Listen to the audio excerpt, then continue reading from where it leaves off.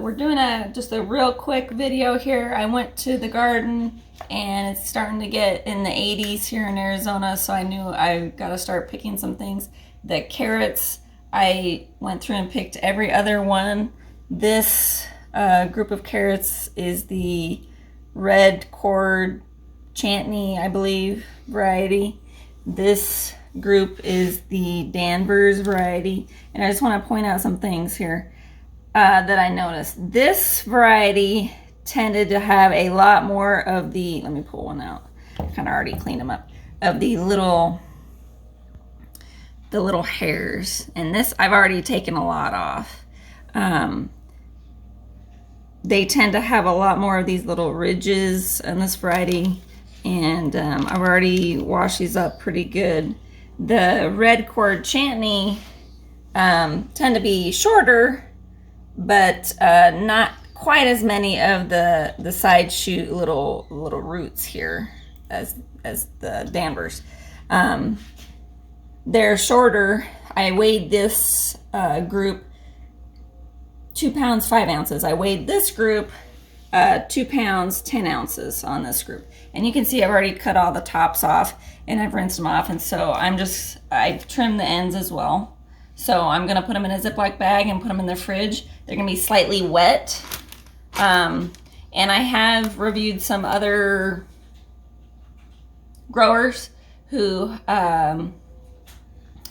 put them in kind of a vented kind of a setup, and certainly I can do that. I can poke some holes in this bag, but basically you want to have them slightly moist in the refrigerator or in a very cool spot to keep them from rotting.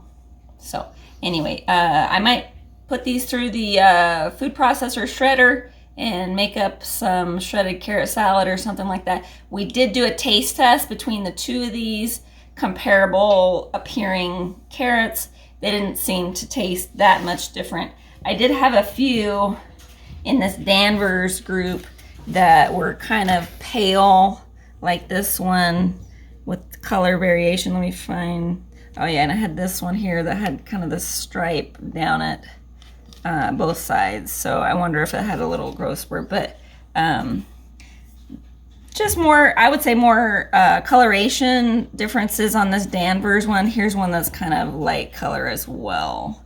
But then again, I have another one that's dark orange. So these are the same variety carrot, just maybe slightly differences in the amount of moisture or light that they received caused some difference in coloration. I did notice that when I picked the carrots that were on the very end of the row, within a foot of the end of the row or so, or right at the end, they tended to be bigger carrots. So the tops didn't look like they were big, but when I pulled them, they were fat carrots. So I think maybe next time we'll thin them out a bit more.